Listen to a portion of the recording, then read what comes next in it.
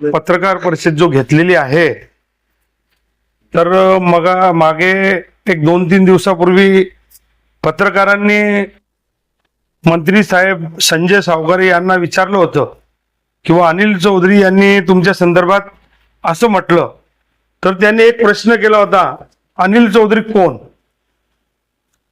अनिल चौधरी कोण? अनिल चौधरी जेव्हा तुम्ही मुंबईमध्ये अंधेरीला होते आणि अंधेरीला तुमच्या जवळ येऊन तुमच्याशी चर्चा करून तिथून तुम्हाला भुसावळला आणणारा अनिल चौधरी, आणि त्याच्या मागे विषय असा होता की भाऊंचा पीए पाटील म्हणून आहे, तो रजेवर म्हणजे बाहेर गेला होता आणि भाऊला पीए पाहिजे होता अर्जंट. भाऊनी मला सुचवलं की मला एक चांगला पीए शोधून दे, आणि माझ्याकडे प्रमोद सावकारे माझ्यासोबत आळत दुकानावरती राहायचा, आऊ भाऊ सुद्धा राहायचा आणि प्रमोदही राहायचा माझ्यासोबत. ते दोघं माझ्यासोबत आळत दुकानावरती राहायचे. तेव्हा प्रमोदला मी विचारलं की अरे चांगला आपल्याला शोधायचं आहे भाऊंसाठी पीए, आणि मी प्रमोदला सांगितलं, प्रमोदने मला सांगितलं की माझा भाऊ तिथं नोकरीला आहे, म्हणजे संजय वामन सावकारे हे मुंबईला एक साध्या कंपनीमध्ये पगारावरती होते. मग मी तिथं गेलो, त्यांच्याशी भेट घेतली प्रमोदच्या सांगण्यावरनं, आणि त्याचं माहिती घेतली, त्याचा म्हणजे अभ्यास केला, इंजिनिअरिंग झाली होती त्यांची, आणि इंजिनिअरिंग झाल्यानंतर ते पगारावरती तिथं काम करत होते.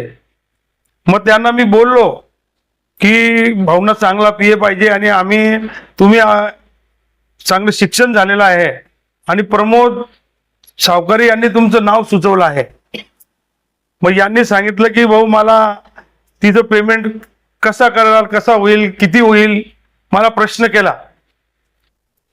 मग मी त्यांना सांगितलं की तुम्हाला पेमेंटचं ऍडजस्टमेंट आपण भुसावळच्या ह्याच्यातून करून देऊ. तेव्हा ते इंजिनियर असल्यामुळे नगरपालिकेत एक इंजिनियरच्या जागाही निघाल्या होत्या. मग त्याच्यात ते इंजिनियर म्हणूनही काम करायचे, तो पेमेंट घ्यायचे, आणि एक केबलचं हे होतं ते आपल्याकडे होतं त्यावेळेसचं सलीम BCN वगैरे, तर त्या केबलच्या ह्याच्यातून सुद्धा त्यांना 30-40 हजार रुपये महिना मी द्यायचो. त्या संजय सावकारेलाच नाही द्यायचो मी, प्रमोद सावकारेला सुद्धा द्यायचो. काही असा ग्रुप होता की बा त्याच्यातून जे पैसे यायचे ते मी मित्रांना देऊन टाकायचो, जे काम करायचे. भरपूरसे नाव आहेत पण मी ते सांगू इच्छित नाही, कारण की त्यांनी असं मला म्हटलं नाही की कोण अनिल चौधरी. मी यांना सांगतो की हा अनिल चौधरी आहे जो ज्याने तुम्हाला तिथून आणलं. दुसरा विषय, प्रमोद सावकारे यांनी एवढा डब्बा भरून गोळ्या खाल्लेल्या होत्या झोपेच्या, आणि त्या झोपेच्या गोळ्या जेव्हा प्रमोद सावकारेने खाल्ल्या तेव्हा या खांद्यावरती प्रमोद सावकारेला हॉस्पिटलला घेऊन जाणाऱ्या डॉक्टर लोकांना मारलं मी त्या दिवशी की प्रमोदला कमी जास्त झालेली पाहिजे, आणि त्याचा त्या दिवशी जीव वाचवला. म्हणून मी सांगतो, संजय सावकारेला सांगतो, मी तो अनिल चौधरी. प्रमोद सावकारे यांच्या घरी घटना झाली होती 498, 306 केस दाखल झाली होती. तेव्हा त्या केसमधून पूर्ण मदत करून त्या केसमध्ये आमच्या मावशी त्यांचंही नाव होतं आणि ताई त्यांचंही नाव होतं. त्यांचा आदरच आहे कारण की ते घरचे लोक आहेत. त्यांचे नाव होतं. त्या केसमध्ये पूर्ण वेळ देऊन मृत्यूपूर्ण जबान होती त्या केसमध्ये. त्या केसमधून काढणारा त्या संजय सावकारेला सांगतो, मी तो अनिल चौधरी. यांनी बोलून तर दिले. अनिल चौधरी कोण म्हणजे याला म्हणतात सत्तेची मस्ती. याला म्हणता आता माल वाढलेला आहे तर बोले वचन सुस्त आहेत. तर अशा पद्धतीने म्हणजे भरपूरशा गोष्टी आहे. त्याने झोपेच्या गोळ्या तिथं खाल्लेल्या होत्या. मध्ये परिस्थिती अशी झाली होती की प्रमोद सावकारे, आज प्रमोद सावकारेमुळे आज संजय सावकारे मंत्री तुम्हाला दिसत आहेत. कारण प्रमोद सावकारांनी त्या भाऊ म्हणून माझ्याकडे शिफारस केली नसती, मी मुंबईला गेलो नसतो आणि संजय सावकारे आज तुम्हाला मंत्री दिसले नसते. तर प्रमोद सावकारे माझ्या जवळचे होते आणि प्रमोद सावकारे माझ्यासोबत एक जिव्हाळ्याचं नातं होतं. मध्ये प्रमोद सावकाराची तब्येत खराब असताना, एवढे वाद असताना मी श्रीरामपूरला गेलो. श्रीरामपूरला त्याला आता आजार कोणता होता मला मीडियासमोर सांगायचं नाही, कारण आजार होत असतो, आजारी असतो माणूस. तर तेव्हा मी त्याला भेटून आलो. तेव्हाही संजय सावकारेने त्याला आर्थिक मदत प्रमोदला केलेली नाही. प्रमोद तिथं असताना अडचणीत होता, आर्थिक मदत तेव्हाही केलेली नाही. म्हणजे माझं सांगायचं तात्पर्य असं आहे की हा संजय सावकारे याचं काम निघालं की याला रिलेशन समजत नाही. संजय सावकारेने 3 वेळेस आमदार झाला, मंत्री 1 वेळेस झाला, 2 वेळेस आमदार झाले, आता 4थ्या वेळेस आहे. 3 वेळेस त्याला कोणती पत्रकार परिषद आम्ही घेतली का? कारण 3 वेळेस त्याचा कुठलाही त्रास आम्हाला झाला नाही का त्याने असं काही केलं नाही. पण ही जी आता लास्ट आहे त्याच्यामध्ये त्याला असं वाटतंय की आता ही 29 मध्ये हे मोकळं होऊन जाईल, तर आता त्रास दिल्याशिवाय आपण आर्थिक कमाई करू शकत नाही, म्हणून त्याने गावातही लोकांना त्रास द्यायची सुरुवात केलेली आहे.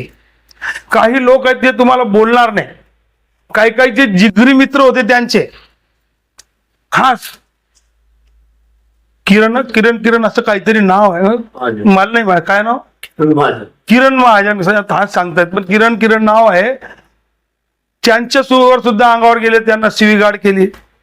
काही लेडीज आहेत त्यांच्या जागा, तिथं कुठली तरी एक मोठा प्लॉट आहे, त्या प्लॉटवर मध्ये इतके भांडणं झाले की ते भांडणं आता वेगळं आहे आणि आता त्याला त्याच लोकांची गरज आहे ज्या लोकांसोबत त्यांनी वागणूक बदलवली. भुसावळ शहराच्या प्रत्येक नगरसेवकाला आणि प्रत्येक याला आता दम दिला जातो की बघ तू असं केलं तर बिल नाही भेटणार. काहीने जर का फॉर्म भरला नगराध्यक्षासाठी, माझ्या माहितीनुसार काही लोकांनी नगरसेवकांनी इथल्या नगराध्यक्षासाठी फॉर्म भरला होता. कोणी भरला होता नगराध्यक्षासाठी फॉर्म? मला वाटतं काही पदाधिकारी त्यांनी नगराध्यक्षासाठी फॉर्म भरला होता. काय रे तू नगराध्यक्ष का फॉर्म भरला क्या? म्हणजे अशी जो सत्तेची मस्ती जी आली आहे ती मस्ती आता मला बघायचीच आहे. येणाऱ्या काळामध्ये सत्ता कोणाची येईल जाईल, पण आयुष्यभर कळवा विरोध मी संजय सावकारेला करणार आहे. आणि जिथं जिथं त्यांची चूक होईल तिथं त्यांना माफी भेटणार नाही. त्यांनी तिथं काहीतरी बोलले की मी अनिल चौधरीचं काढलं. अरे तुला काय काढायचं काढून टाक, तुम्ही काय ठेवलं होतं शिल्लक? खोट्या गुन्ह्यात मला टाकून मला किती त्रास दिला, तुम्ही काही शिल्लक ठेवला नाही आहे माझा विषय काढायचा. त्याच्यामुळे तू अनिल चौधरीकडे काढ, तू काढूनच टाक. माझ्याबद्दल काय सांगशील तू? दादागिरी गुंडगिरी याच्याशिवाय तुला सांगायला काहीच नाही. पण येणाऱ्या काळात खूप कडवा विरोध त्यांना राहणार आहे. राहिला विषय त्यांच्या संपत्तीचा, माझ्या माहितीनुसार संजय वामन सावकारे मंत्री साहेबांकडे 800 कोटी रुपयाच्या वरती आज प्रॉपर्टी आहे. 800 कोटीच्या प्रॉपर्टीमध्ये माझ्या माहितीनुसार राका जे भुसावळ शहरातली कमीत कमी 100 कोटीची प्रॉपर्टी भुसावळ शहरात आहे वेगवेगळ्या ठिकाणी. राकाच्या याच्यामध्ये मोठा फ्लॅट घेतलेला आहे, मोठं काम चाललेलं आहे राकाचं. जे त्याच्यामध्ये काय तर बक्षीस मध्ये भेटला आहे का, ते ती जागा त्याची होती, केस चालली होती का, ते बक्षीस भेटलाय का काय भेटलं माहिती नाही. मोठं काम चालू आहे, कमीत कमी 2-3 कोटीचा 3-4 कोटीचा प्लॉट असेल. नंतर राका कन्स्ट्रक्शनच्या ज्यातलं अशोका वाईन समोर मोठा प्लॉट घेतलेला आहे. अशोका वाईनच्या समोर जागा आहे, तोही प्लॉट काही 5-10 कोटीचा आहे. आता तिथं किंमत असेल म्हणजे. आणि मुंबई, पुणा,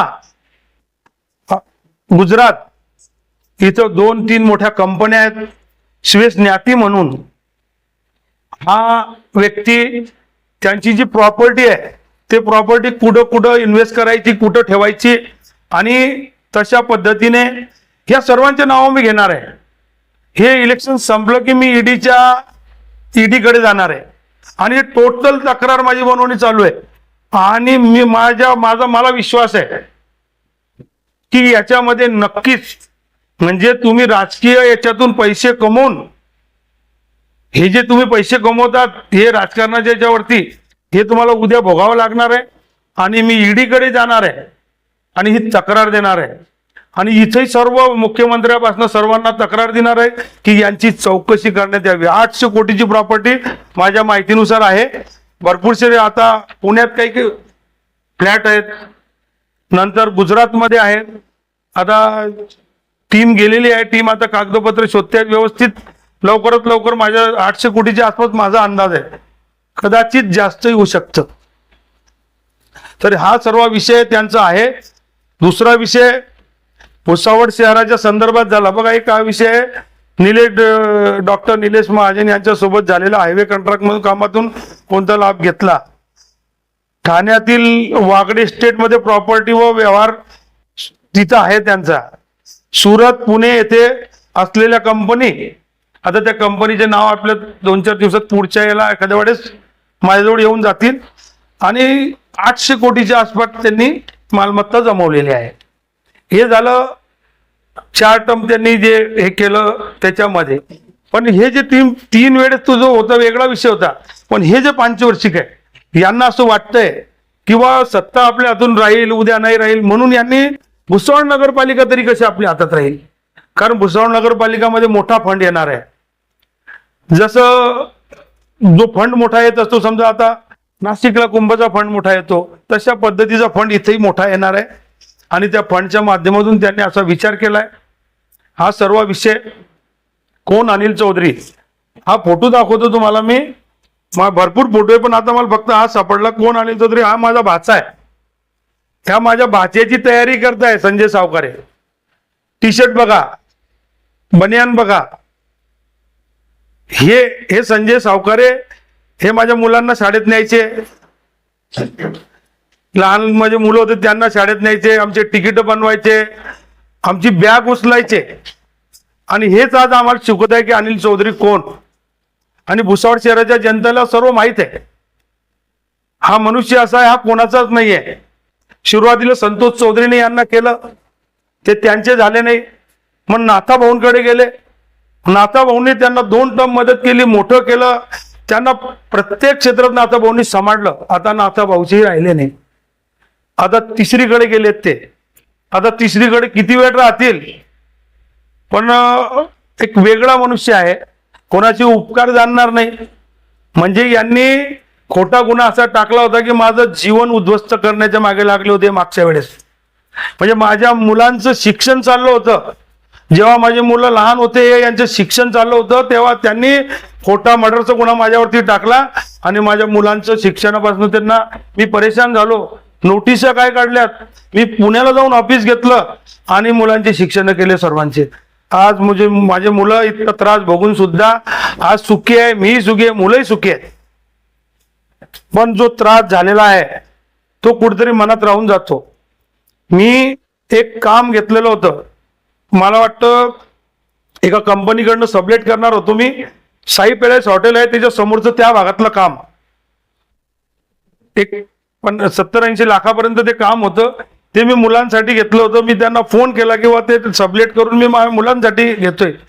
पण तरी सुद्धा त्यांनी इंजिनियर पाठवून ते पुढचं काम होऊ दिलं नाही आणि ते काम माझं रद्द केलं. म्हणजे मुलं जिथं माझे पोट भरतील तिथं जर मी व्यवस्था करत असतो तर तुम्ही तेही करू देत नाही. आणि तेच काम योगेश पाटलाला परत टेंडर काढून इकडचं काम मी केलेलं आहे आणि माझंच काम इकडचं त्यांनी इकडे केलं. काय तर म्हणे अनिल चौधरी कामाजवळ जाऊन बसतात. 1-2 वेळेस मी आलो असेल तिथं, तुम्ही पाहिलं असेल, पत्रकारांना सर्व विषय माहित आहे. मग आमच्या हातातून ते काम घेऊन घेतलं आणि योगेश पाटलाला दिलं आणि ते काम त्यांनी केलं. म्हणजे कोणाच्या पोटाचा रोजगार, कोणाच्या मुलांचे रोजगार हिसकायला हे कमी करत नाही. सगळं यांनाच पाहिजे आहे. मी सांगतो, आज जो या पदावरती हा मनुष्य आहे त्याला फक्त प्रमोद सावकारे जबाबदार आहे. आणि प्रमोद सावकारेमुळे हा पदावरती ते आज आहे. आज त्यांना वाटायला पाहिजे होतं की तुम्ही जर का एवढं मंत्रिपद भोगतायत तर त्याचा सुद्धा विचार केला पाहिजे होता. पण हा मनुष्य असा आहे की हॉस्पिटलमध्ये प्रमोद सावकारेचे घरचे लोक ऍडमिट होते तेव्हा 5,000 रुपये सुद्धा याने दिलेले नाही. ही तळमळीनं सांगतो कशासाठी की मी जवळून पाहिलेला आहे. ह्या माणसाला माणुसकी नावाचा विषय याच्यामध्ये नाही.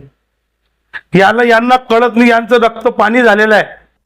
म्हणजे ज्या माणसाने संतोष चौधरीनं जीवाचं रान करून इतका मोठा पैसा उभा करून सगळं उभं करून यांना निवडून दिलं, साधं मागच्या वेळेस त्यांना रावण म्हटलं होतं कुठल्या तरी याच्यामध्ये, लाज वाटली पाहिजे त्याला, मोठ्या भाऊला माझ्या रावण म्हणताना. त्यावेळेस मी जरा गणगणित होतो म्हणून मी जास्त बोलू शकलो नाही. पण आणि राहिलं दुसरे हे जो चंगू मंगू छोटे मोठे बोलणार आहेत यांना थोडं बाजूला ठेवून देऊ आपण, कारण की हे यांना मुलासारखे वागवले, मला दुःख होतं यांना उत्तर देताना. यांना बाजूला ठेवू, हाच जो टार्गेट समोर आहे मंत्री, याच्याशीच आपण बोलू. राहिला मनोज बियाणी, याने सांगितलं की मला वॉरंट आला, माहितच वॉरंट तिथं आला म्हणून शोकास नोटीस येते. हे शोकास नोटीस जेव्हा येते तुम्हाला वॉरंट बजावला आणि तुम्ही तो घेतला नाही. आणि पुढचा विषय असा की मनोज बियाणीने आमचे जे कॅन्डिडेट होते, आपलं भंगाळे, ती नगराध्यक्ष आहे, तिच्या पतीला कमीत कमी 15 फोन केले. ते फोनचे रेकॉर्डिंग मी पुढच्या याच्यात तुम्हाला सर्व काय काय फोन केले, त्यांनी काय म्हटलं आणि त्याच्यात काय आलेलं ते मी आता पाठवलं की काय काय त्याच्यात काढा, ते मी पुढच्या पत्रकार परिषदेला देईल. त्यांना इतकं अरे काय काय आता त्याच्यात येईल सर्व, तर ते मी पुढच्या पत्रकार परिषदेमध्ये येईल. म्हणजे त्यांचे 8 ते 10 व्हॉट्सअप कॉल आहेत आणि 10-12 म्हणजे त्याला हे करत होते, ते प्रेशर करत होते, त्याला आम्हीच दाखवत होते. असं सगळं त्याच्यामध्ये आहे. ते सर्व पुढच्या पत्रकार परिषदेमध्ये हे करेल. आता राहिला विषय, इथं असं चाललेलं आहे की एक भाऊ म्हणजे संजय सावकारेने लय जणांचे प्रश्न विधानसभेत मांडायचे आणि विधानसभेत ते प्रश्न मांडून त्याला घाबरवायचं आणि इकडे त्याच्याकडनं काहीतरी असं करून घ्यायचं. त्याच्यामध्ये आमच्या घरातलं एक चौधरी आहे, त्यांनाही असा त्रास दिला गेलेला आहे, पण मी त्यांचं नाव नाही सांगू शकत कारण की कसं असतं की ते व्यावसायिक आहे. त्यांनाही असा त्रास दिला गेलेला आहे आणि त्यांच्याकडनं म्हणजे असं घाबरून एवढ्या भुसावळ शहरातल्या मोठ्या लोकांना घाबरवून ठेवलेलं आहे जे प्रतिष्ठित आहे. म्हणजे हे उद्या आम्हाला म्हणायचे, काल आम्हाला म्हणायचे की असं तसं, आणि आज मोठ्या प्रमाणात तसंच करतायत. कारण 29 मध्ये मला वाटतं आरक्षण निघतंय, हे त्यांना जाणीव झाली म्हणून ते भुसावळ नगरपालिकेत घुसलेले आहेत. पण भुसावळ नगरपालिकेत काही हो, बघा कोणाची सत्ता येईल हे तर जनताच ठरवेल. आणि सुप्त लाट इतक्या मोठ्या प्रमाणात आहे, इतके बॅनर पोस्टर एवढे खर्च करतायत, पण तरी सुद्धा त्या गायत्री भंगाळेला घाबरतायत. कारण आदरणीय नाथाभाऊने सुद्धा प्रत्येक विषय सांगितला आणि नाथाभाऊ आणि संतोष भाऊ मिळून या भुसावळ शहराचा विकास करतील ते आम्हालाही विश्वास आहे. कारण त्यांनी याच्या अगोदरही कामं केलेत लोकांचे, लोकनेते आहेत दोघं.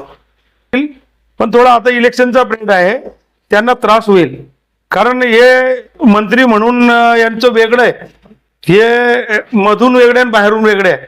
म्हणजे मोकळा मनाचा मनुष्य नाही आहे, त्याच्यामुळे लोक घाबरतात. पण मी आता स्वतः उधार झालेलो आहे. आता मी त्यांच्यासाठी आयुष्यभर लढत राहीन, त्यांच्यासाठी जिवंत राहील तोपर्यंत संजय वामन सावकारे मंत्री साहेबांशी मी लढत राहील आणि कायद्याने लढेल. आणि त्यांनी माझं काय करायचं आहे, फक्त खोटं नाही, काय करायचं ते करा, फक्त खोटं कराल तर मी अगोदरच सांगितलंय, माझ्यावरती 324 कोटी झाली तर 324 त्यांना भोगावं लागेल, माझ्यावरती 307 कोटी झाली तर 307 त्यांना भोगावं लागेल. खोटं जे होईल तुम्ही लढा, कायद्याचे जन लढा. मी तिथं चुकीचं असेल, मला शिक्षा झाली चालेल, पण चुकीचं जर माझ्यासोबत झालं तर. मध्ये आपण बोलताना बोलले होते भाऊ की काही उमेदवारांना त्यांनी घाबरवलेलं आहे, धमकी दिलेली आहे की उमेदवारी भरू नका नगराध्यक्ष पदासाठी. नाही, मी काय बोललो की माझ्याजवळ रेकॉर्डिंग आहे, ती रेकॉर्डिंग येते सर्व रेडी होऊन. कारण तुम्हाला नुसतं देऊन असं काहीच द्यायचं तर ते प्रॉपर बनवून त्याच्यामध्ये आम्हीच दाखवलं की अरे बाबा ऐकणं, असं करणं तसं करणं तेवढ्या पुढे आहे. आता काय काय आहे त्याच्यात ते येईल. पण त्याला एखाद्या कॅन्डिडेटला 15 ते 20 फोन करायचे, हे कुठपर्यंत ठीक आहे? हो, मागच्या वेळेस तुम्ही पुस्तकाचं प्रकाशन करणार होते 2 दिवसानंतर. हा, हे पुस्तकाचंच प्रकाशन आहे. आता आम्ही पुस्तकाचं प्रकाशनच करणार आहे.